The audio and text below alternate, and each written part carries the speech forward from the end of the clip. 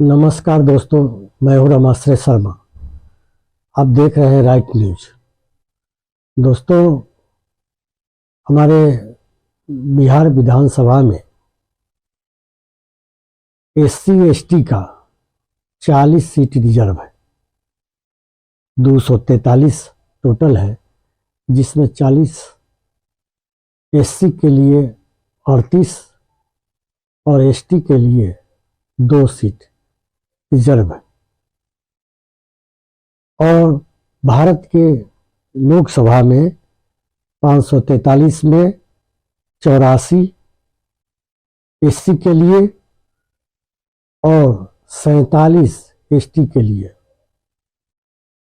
Total 131 reserve है।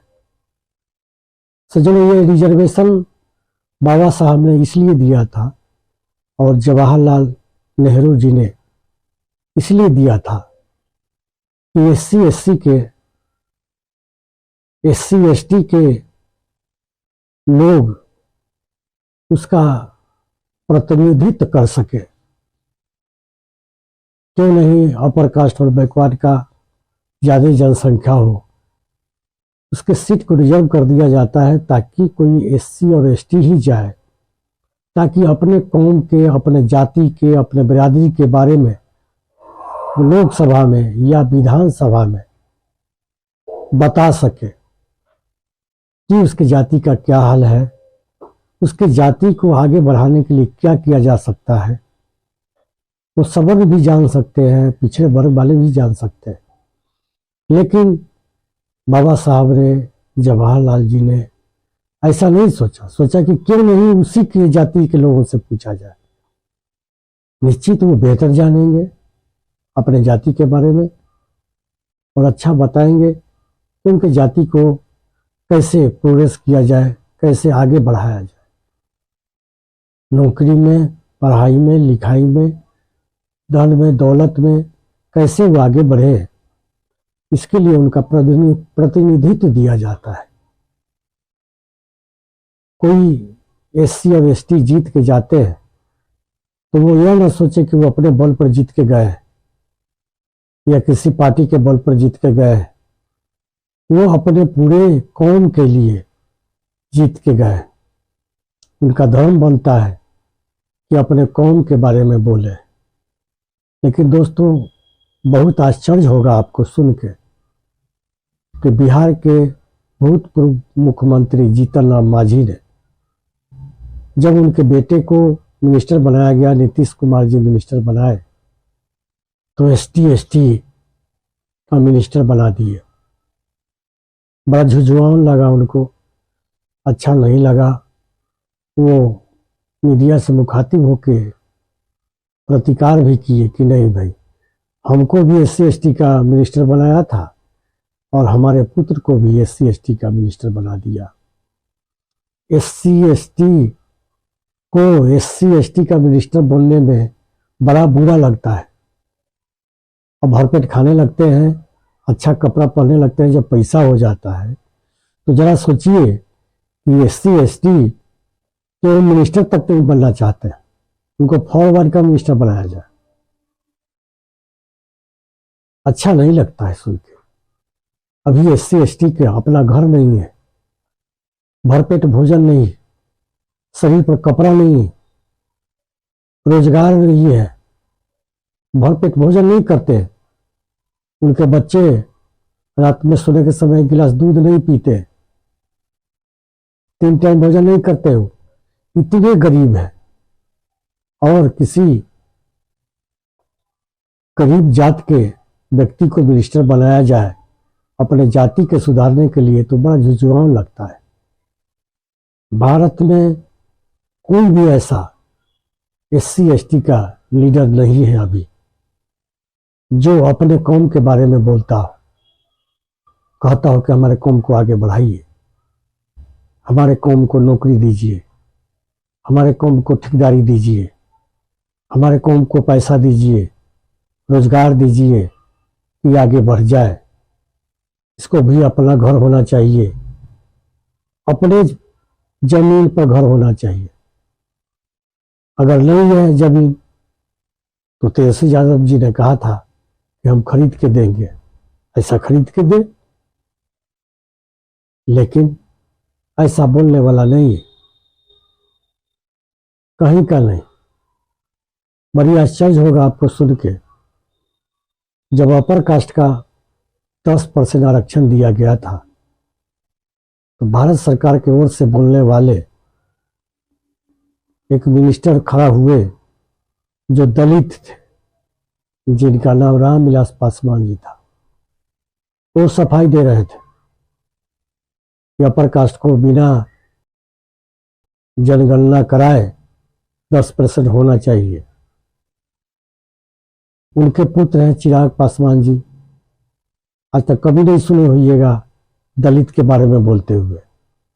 दलित कमजोर है, दलित का घर अपने जमीन में नहीं है, सारे दलित का घर पक्का का नहीं है, उनको रोजगार नहीं मिलता है, और 100 दिन रोजगार जो मिलता है बिहार में वो पैसा का लूट हो जाता है।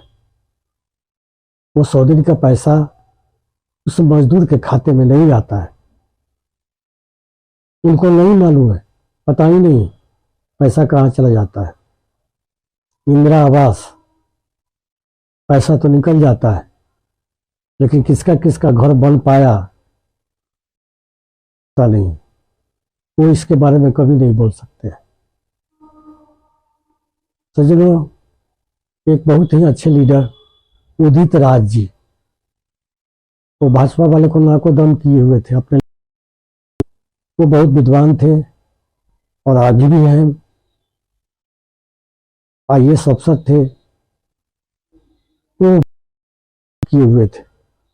भाजपा वालों ने सोचा कि ठीक है, उनके पास गया, कहा कि उदित राज जी, अरे क्या हमारा शिकायत करते हो, आओ भाजपा में मिलो, हम एक बार तुमको मिले, तुमको हम MP बना देते हैं। बड़ा खुशी से चले गए। जब उन्होंने देखा MP बनने के बाद, उनको बोलने नहीं दिया जाता था, बोलने नहीं दिया जाता था। कहा जाता था कि आप जितना ऐश करना है करिए, लेकिन आप दलित पिछड़ों के बारे में ज्यादा ना बोलिए। उनको बुरा लगा, सोचे कि क्यों ना हम पार्टी छोड़ दें, हमको जरूरत नहीं है नेता बनने का, और वो भाजपा से रिजाइन दे दिया। अभी कांग्रेस में जितना मांझी जी नीतीश जी के पीछे पीछे चल रहे हैं, क्या उनको पता है कि उनकी जाति का क्या हो रहा है, दलित के बारे में क्या कर रहे हैं? 20 साल से चीफ मिनिस्टर मुख्यमंत्री बने हुए हैं, करीब करीब 20 साल तो हो ही गया इनका, नीतीश बाबू का, लेकिन क्या किए? कितने दलित को उठाया है? कौन सा इनका प्रोग्राम है जो दलित को उठाने वाला है? दलित के आरक्षण को काटे जा रहे हैं। जो उसके आरक्षण है उसमें कॉज लगाए जा रहे हैं, 40% लाना जरूरी है। और बेचारे ऐसे ही किताब में पढ़ते रहते हैं कि 15% 16% आरक्षण है, लेकिन 15-16% नौकरी में नहीं है। वो लोग दलित लोग सोच रहे हैं कि मेरा आदमी है। चिराग पासवान जी दलित को इकट्ठा किए हुए, बहुत भीड़ लगती है, लेकिन वो अपने जाति के लिए विकास मित्र का बहाली हुई तो केवल दलित ही जाएंगे, फॉरवर्ड और बैकवर्ड नहीं जाएंगे। लेकिन दलित में पासवान जाति को छोड़ के जाएंगे। नौकरी मिली, लेकिन एक भी पासवान जाति के लोग नहीं है। उस समय पारसनाथ जी मिनिस्टर भी थे बिहार में, और आज भी है, आज भी मिनिस्टर, उनका हिम्मत नहीं है बोलने का। ऐसा क्यों हुआ? हवाई जहाज में पासवान जाति का या सारे रिजर्वेशन समाप्त कर दिए गए। हिम्मत नहीं है पासवान जी को कुछ कहने का, बस अपना रोटी सेक रहे हैं, कभी दलित के पास नहीं जाते। दलित कैसे बढ़ेगा?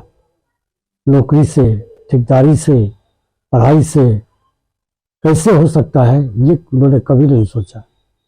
धीरे धीरे आरक्षण खत्म कर रहे हैं और एक उसकी हालत और खराब होते जा रही है। अगर किसी को 5 धूर 10 धूर में मकान है तो उसके पुत्र को अब नहीं मिलेगा। 4 पुत्र हो गए और वो 5 धूर में कैसे कैसे बंटवारा हो सकता है। इतनी हालत खराब। लेकिन दलित लीडर मस्त मौला। कानून बनाने वाले लोगों ने से भूल हुई, हमको लगता है, मेरा पर्सनल विचार है। एक ही दलित 25 साल 50 साल तक वो लीडर क्यों रहते हैं, जब दलितों के लिए ही ये सीट रिजर्व है और दलित के बात करने के लिए बना है, किसी खास व्यक्ति के लिए नहीं। तो 5 साल में वो सीट बदल जाना चाहिए। 5 साल में वो व्यक्ति दोबारा नहीं जीत के आना चाहिए। उसके बाद वो जनरल में जाए। मान लिया कि हाजीपुर का सीट दलितों के लिए है, लगातार पासवान जाति के लोग जीत रहे हैं। क्या कोई जरूरत है क्या जो सब जाति के बारे में, मुसहर के बारे में उतना ही बोलते हो, बेहतर के बारे में उतना ही बोलते हो, उसको उठान करने के लिए उतना ही सोचते हो। इसलिए सरकार को इस पर पुनः विचार करना चाहिए कि ठीक है दलित ही आए से जातियां हैं, जाति बदल दिया जाए। क्योंकि उनका अपना जनरल सीट नहीं है और उनको अपना शौक है जीतने का, अच्छा काम करने का, तो जनरल सीट में जाए, जनरल सीट से लड़े। रिजर्वेशन में वही व्यक्ति एक ही बार जीत के जाना चाहिए, क्योंकि बहुत सी जातियां हैं। सबको मौका मिलना चाहिए अपने अपने लीडर को, ताकि वो अपने जाति के बारे में बता सके। हो सकता है कि अच्छे लीडर हो, सबके बारे में बताए। हो सकता है कि ऐसा लीडर हो जो अपने ही जाति के बारे में सोच रहा हो। इसलिए सरकार को भी चाहिए कि 5 साल पर वो सीट रहेगा, लेकिन उस व्यक्ति का, उस जाति के लोग दोबारा ना आवे, ऐसा होना चाहिए। आज तक देखा गया है, अठावले साहब है, कब दलित के लिए क्या बोल रहे हैं, लीडर्स हैं, चलेगा कि ये दलित लीडर्स हैं। उनका आरक्षण खत्म होगा फिर भी कुछ नहीं बोलेंगे। तेजस्वी यादव जी नीतीश कुमार को फोड़ के और जनसंख्या के अनुसार आरक्षण दिया। 16% बिहार में था, उसको 20% आरक्षण दलितों का कर दिया। 18% उसको 25% कर दिया गया। 12% पिछड़ा का था, उसको 18% कर दिया गया उसके जनसंख्या के मुताबिक। लेकिन भारत में ऐसा कोई लीडर नहीं है जो धन्यवाद दिया होगा। अति पिछड़ा दलित, आदिवासी, कोई ऐसा लीडर नहीं है जिसको अच्छा लगा हो। इसका मतलब है ये सभी यही चाहते हैं कि इनका आरक्षण बढ़ जाएगा तो पैसा वाले हो जाएंगे, नौकरी ज्यादा मिलेगी, नौकरी मिलेगी, पढ़ाई करेंगे, अच्छा खाना खाएंगे, अच्छे हो जाएंगे। शायद इन लोगों को खलता है क्या? कहीं से धन्यवाद किसी ने नहीं दिया। तो जो ये दलित लीडर जब आपके पास जाए तो जरा पूछिए भी इन्होंने दलित के बारे में क्या कहा। चूंकि आप दलित रिजर्वेशन से गए, लेकिन इनको मालूम है कि किसी भी जनता में साहस नहीं है कि कोई इनसे पूछते, कोई दलित हिसाब ले ले।